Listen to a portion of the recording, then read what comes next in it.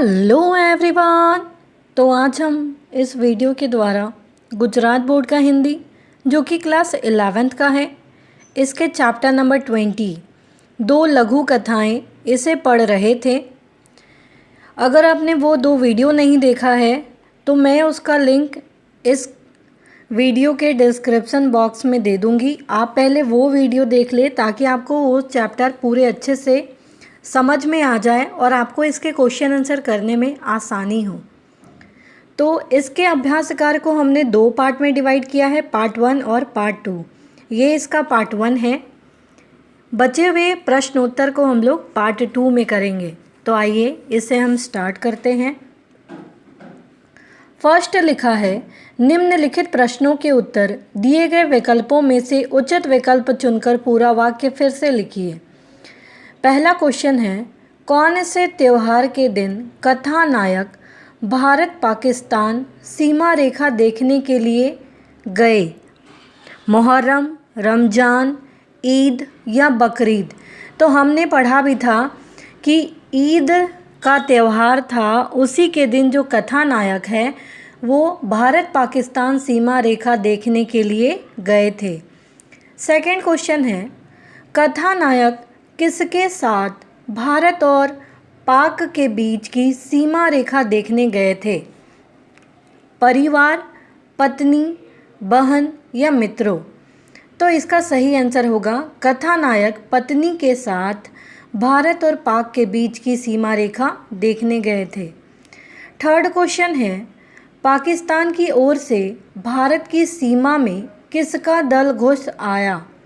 गायों का दल, बकरियों का दल, घोड़ों का दल या खच्चरों का दल? तो पाकिस्तान की ओर से भारत की सीमा में बकरियों का दल घुस आया। फोर्थ क्वेश्चन है, पठान सैनिक देखने में कैसे थे? रोबीले, रसीले, मृदु या जोशीले? तो यहाँ पे इसका सही आंसर होगा रोबीले। पठान सैनिक देखने में कैसे थे? रोबीले थे। ये यहाँ रॉन्ग आंसर है। इसका सही आंसर होगा क, रोबीले। नेक्स्ट देखते हैं। सेकंड क्वेश्चन है, निम्नलिखित प्रश्नों के उत्तर एक एक वाक्य में लिखिए। इसका फर्स्ट क्वेश्चन है, पठान सैनिकों ने कथानायक के साथ कैसा बर्ताव किया? तो पठान सैनिकों ने कथानायक के साथ मित्रतापूर्ण बर्ताव किया। कैसा व्यवहार किया था? मित्रतापूर्ण, दोस्ती की तरह, दोस्त की तरह। सेकंड है, इंसान होने के कारण कथानायक क्या जानता था? तो इंसान होने के कारण कथानायक अपने पराये में भेद करना जानता था, क्योंकि उसको कहा गया था कि आप उधर से अगर कोई चाय पीने के लिए आपको कहे तो आप मत पीना। तो उसने क्या कहा था कि मैं जानता हूँ इंसान हूँ, मैं इंसान हूँ, मुझे पता है भेदभाव करना, अपने पराये के बीच में फ़र्क करना। थर्ड क्वेश्चन है, नींद में लेखक के मुंह पर क्या गिरा?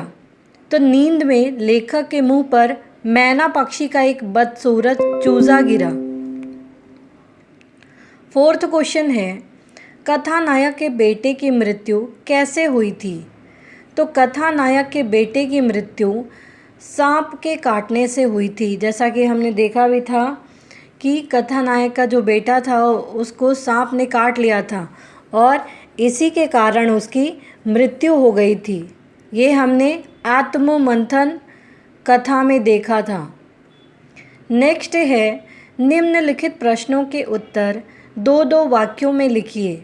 इसका फर्स्ट क्वेश्चन है, भारत पाक एक दूसरे के प्रति शंकालु क्यों थे? डाउट क्यों करते थे? संदेह क्यों करते थे?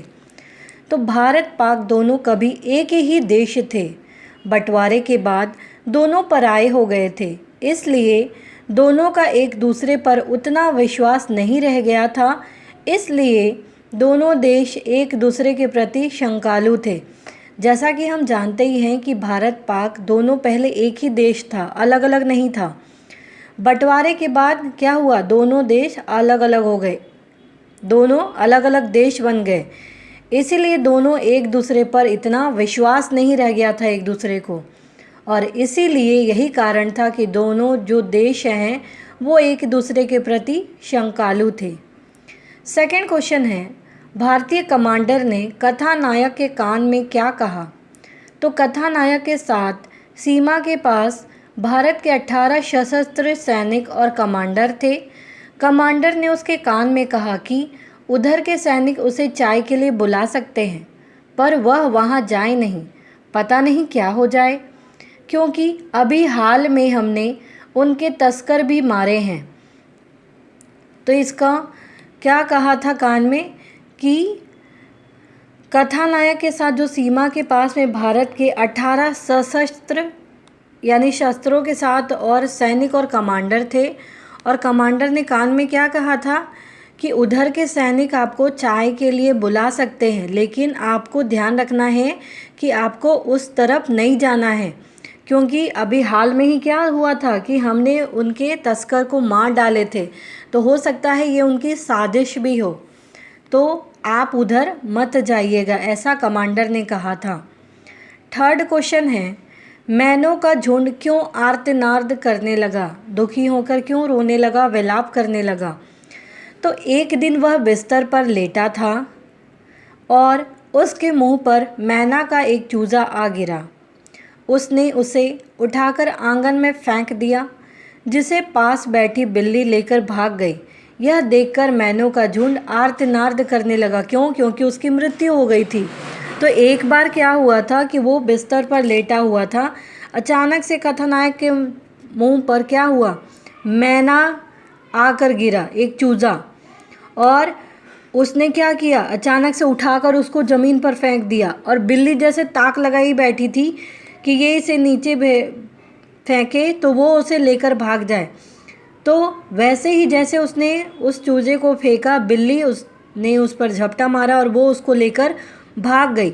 तो यही चीज़ देखकर मैनों का जो झुंड था वो विलाप करने लगा, रोने लगा, आर्तनाद करने लगा।